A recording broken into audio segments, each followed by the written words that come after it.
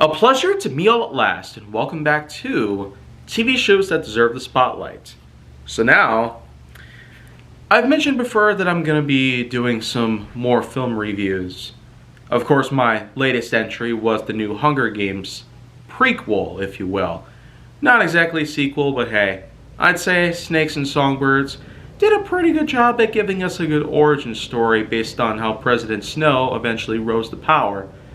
But for now, what we're going to do here, in addition to capping off this series with one last show, which I'll do tomorrow, I'm going to have one last film, at least to fill in the time, because there will be a lot of things to come. Like with probably a new season of films I'm willing to talk about again, since it's been almost 2 years since I last did that. And plenty of other things I might try with the Talk About It series, but for now though, let's just focus on what remains here. This movie in particular I'm going to be doing is the latest Disney piece of action, Wish. Yeah, pretty much what it is. This is in fact something that I feel Disney actually did something worthwhile for. This is probably one of the only moments that Disney might have returned to its original roots and given us something that I'm sure even classic Disney lovers out there might actually enjoy.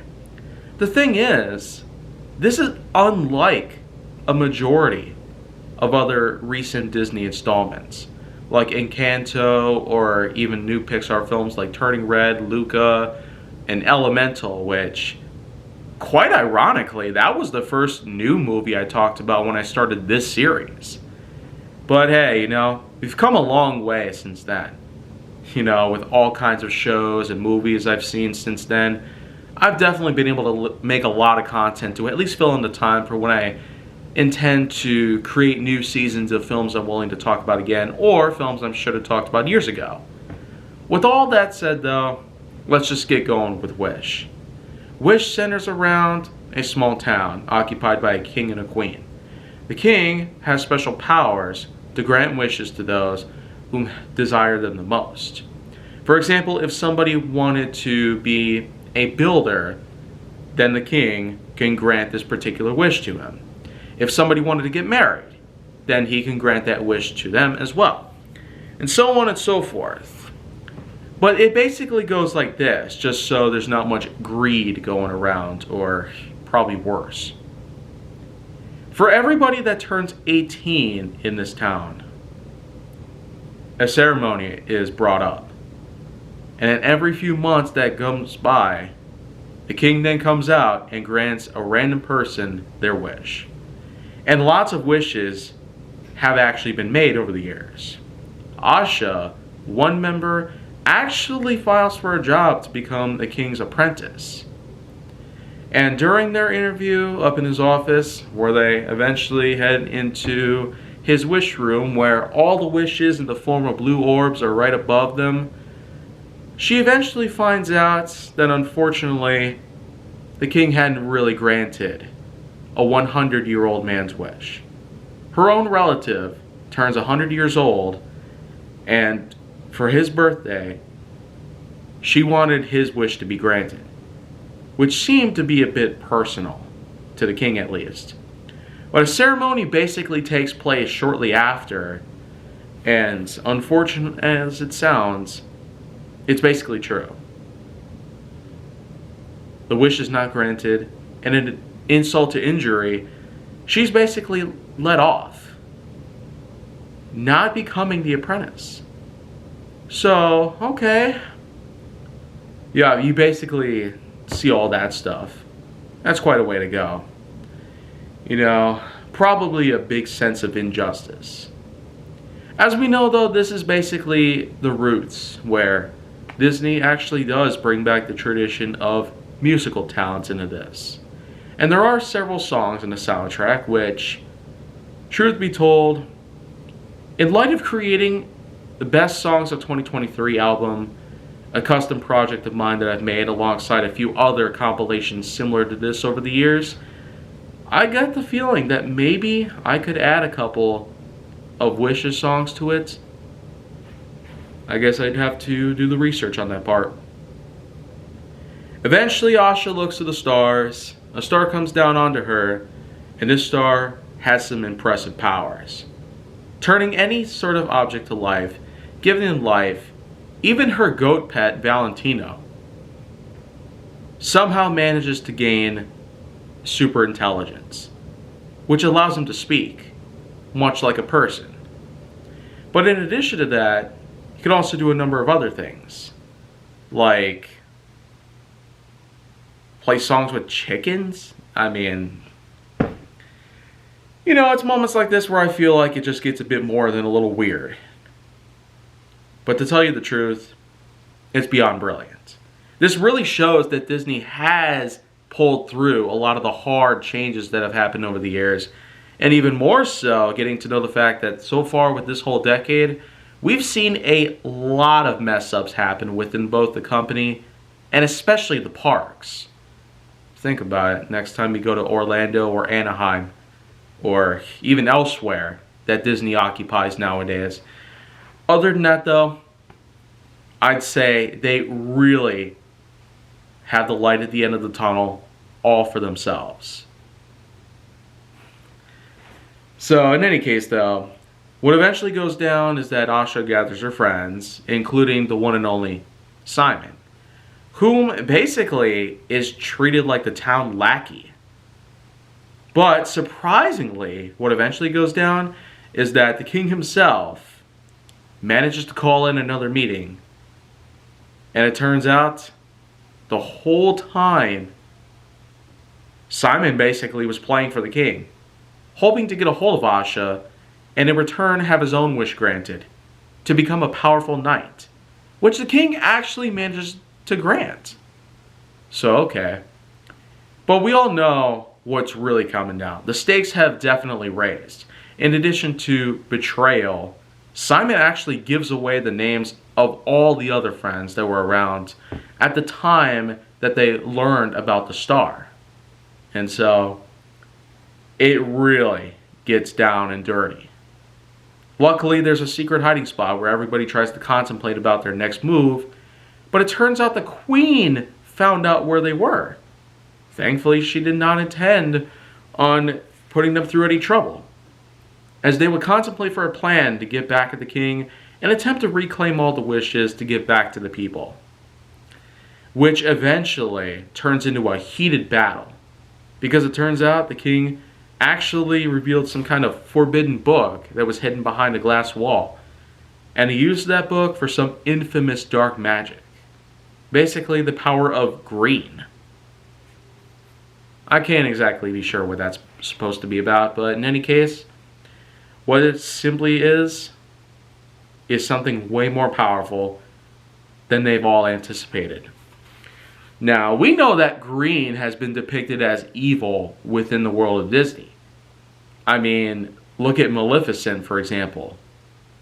All dogs go to heaven, or, you know, there's a number of instances where green fire has been put together. It seems that green is no doubt the official color for Disney's form of evil. The presents, yeah, it's almost like blue flames weren't enough. They have to be green now.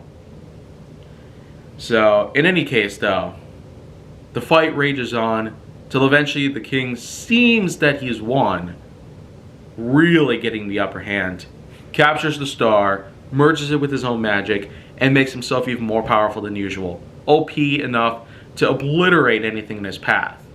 Until Asha and the whole rest of the town use the power of their hearts to overpower the king's own magic, free the star, and seal him away in his own staff.